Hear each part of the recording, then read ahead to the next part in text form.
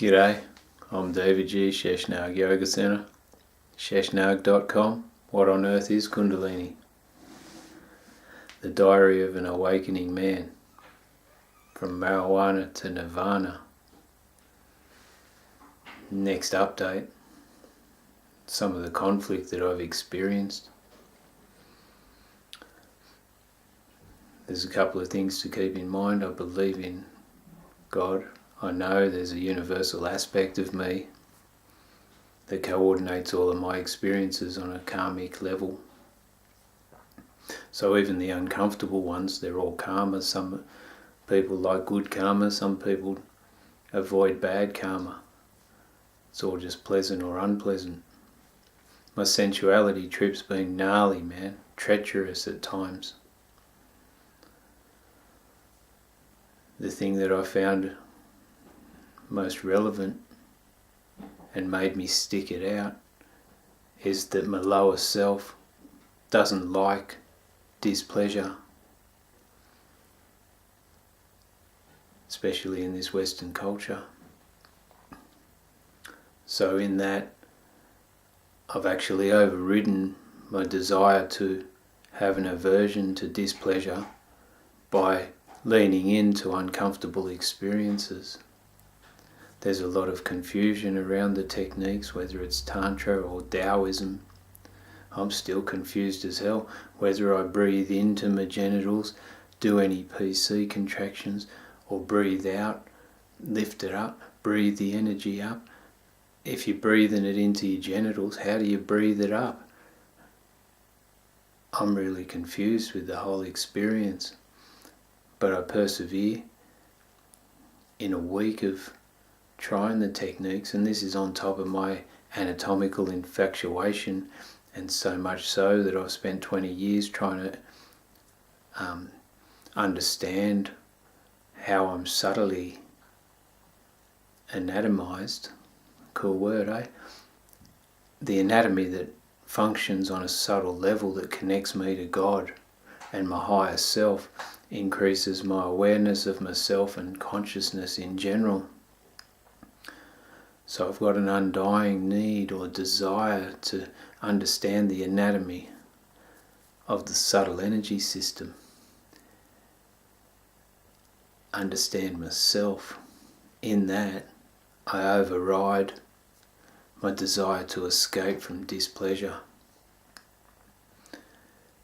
In that, I've learnt that taking responsibility for my own feelings is probably the most important thing I can do, and then be able to express those feelings in a mature, conscious way, in a rational way, in a way that I'm present to my feelings, and to be able to present those to anyone that I'm interacting with without dumping the shit of my unconscious onto them. And then taking responsibility for my own previous identity, the neuroses that was what I termed my sexual neuroses, and then letting that go, or trying to work through the pains of not being enough, which is normal. We grow up in the Western culture where exposure to other people is phenomenal. Historically, you probably got exposed to a few people in your community on a daily basis. These days, you turn on social media, you get exposed to all these pictures, all these fantasies, all this craziness that you wouldn't normally be exposed to historically. Don't worry about the past, we're in the present, and social media is a reality.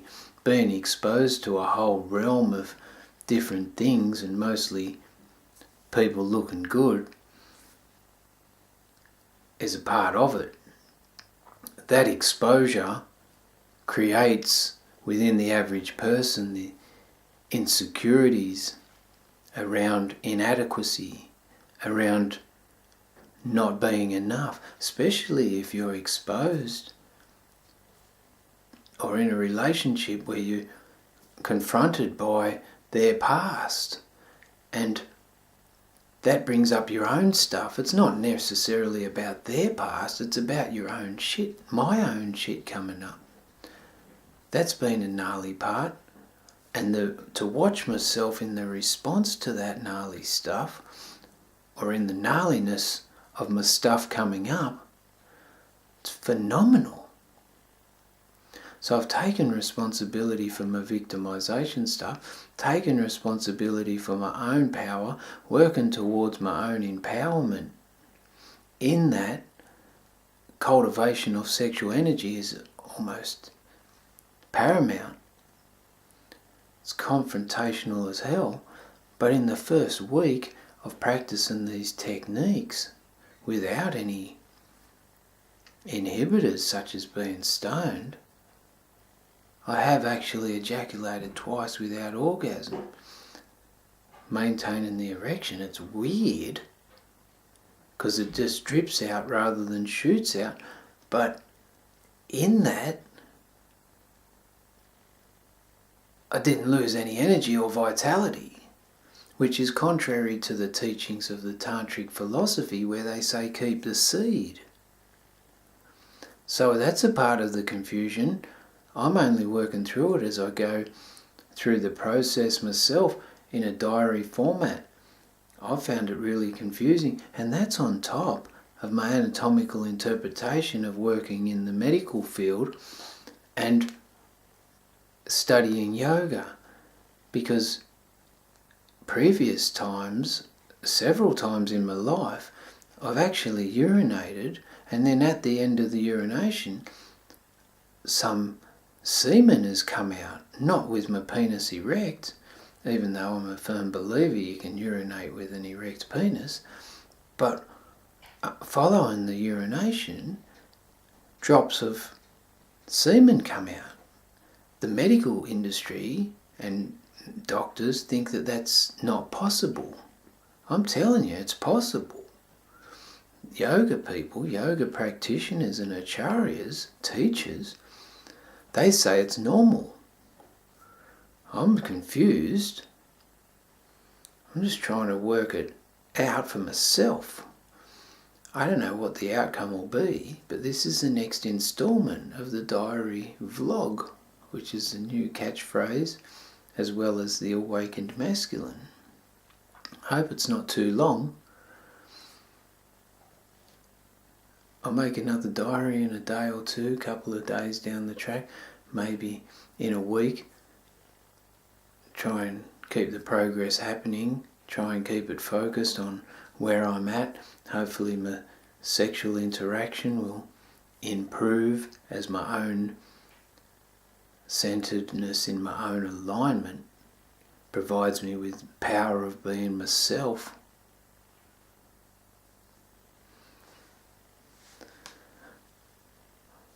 They're my new catchphrases as well.